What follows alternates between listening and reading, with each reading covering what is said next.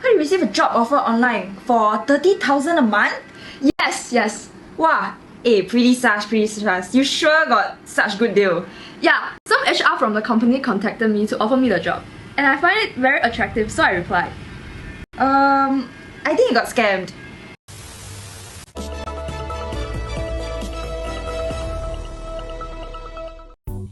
On tonight's primetime news, the police department has announced that impersonation scams are on an all-time high, with more than half of 500 cases reported have been classified as such.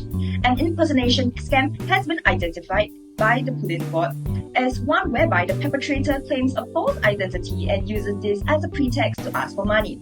Now, we will invite two representatives, chief and data analysts, to present a deeper analysis of the findings.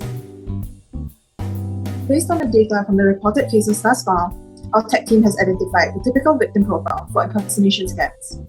Firstly, they tend to have a poor education background and are usually ITE or N-level graduates. Secondly, they also have a lower than average annual income level of less than 35,000. It has also been noted that there is a correlation between lower education and income levels, thus further justifying the reliability of our victim profile. Lastly, the typical victim tends to be in late adulthood, falling between 27 and 36, and making up almost half of the reported impersonation cases. However, we also understand that the numbers presented so far are only based on the cases that have been reported, so we acknowledge the possibility of underrepresented groups. Of these groups, we feel that the elderly would make up a significant portion. This is primarily because they tend to be less familiar with the internet, which is a prime avenue for people to learn more about scams and what to do when they come across one. Elderly victims who are not guided by others may not understand how to make a report after they have been scammed. In fact, some may not even recognize that they have fallen victim to one, again due to the lack of knowledge about what types of scams exist. Additionally, the elderly may also feel that being scammed is a sign of their reduced alertness due to aging, and thus avoid admitting it to the authorities out of embarrassment. So we encourage all citizens to properly educate themselves and their loved ones about scams and how to make a report should they ever come across one. This would reduce non-response bias and help the police force improve the algorithm being used to identify potential victims. Thank you both. Now, NUS lecturer Jonathan Sam will join us to provide an insight into the algorithm used in identifying the risk level of the citizens. Hello, my name is Jonathan Sam, and yes, I'm here to support my former students and my favorite client, which is the Big Fish. I'm here to explain about why this algorithm is the best one in addressing this impersonation scam problem. So we already know our typical profile, and we also know the potential underrepresentation in the elderly demographic. So from these profiles, we can already start constructing this algorithm bit by bit. So first, we know about impersonation scams, and it's about where people put on false identities to trick people. But where exactly can we find lots and lots of false identities? That's right, it's social media. I'm just kidding, but necessarily we know that impersonation scams are especially ripe for happening on social media because of the fake identities that people put on. So because of this, we can already start our algorithm from this very first level, which is that of social media usage frequency. But we think more about it and we find that this is not sufficient, nor is it necessarily adequate, because it's only just a small part of the problem, and this is something which has many contributing factors to it. So we need to add in more info to nuance this data. So here we can already bring in the profile which we found, which is that of income being below 35,000 and also IT or N level. And from here we can slowly build two profiles, that of the frequent and the non-frequent social media user, which is very important considering that this is the key characteristic of the people falling prey to impersonation scams in the first place. So let's go down through the algorithm just a little bit. So from here we can see that let's say this person doesn't often use social media, and they also do not fall within the profile we have for them. So we can already stop here at this train and already classify them as low risk. What does low risk mean? It means that they don't fit our suspected profile at all. Not only do they not really use social media that much, which puts them at less risk of falling prey to impersonation scams, but also they don't fit within the profile we've identified earlier. So we already know that they're a bit low risk. We can compare as the medium risk, where they do fit the profile just a little bit.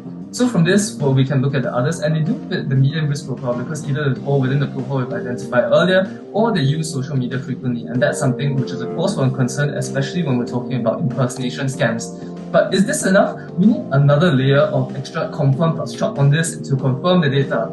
So again, we need to add in more info, but from where? So from here, we can finally get to the high-risk element, which is we have something which fits our profile, and we also have another data point to confirm the danger present. Well, we don't really know about age because we know that we might not explicitly be considering people of a certain elderly demographic that might fall prey to this but not be reported in the data. So some other data points we can use is, for example, being good with computers, because this is a corollary to our original assumptions, which is about social media, about being savvy and about being cognizant of the dangers online. And also loan shark borrowing, which we know is a point where people are at the most extreme points of their financial precarity.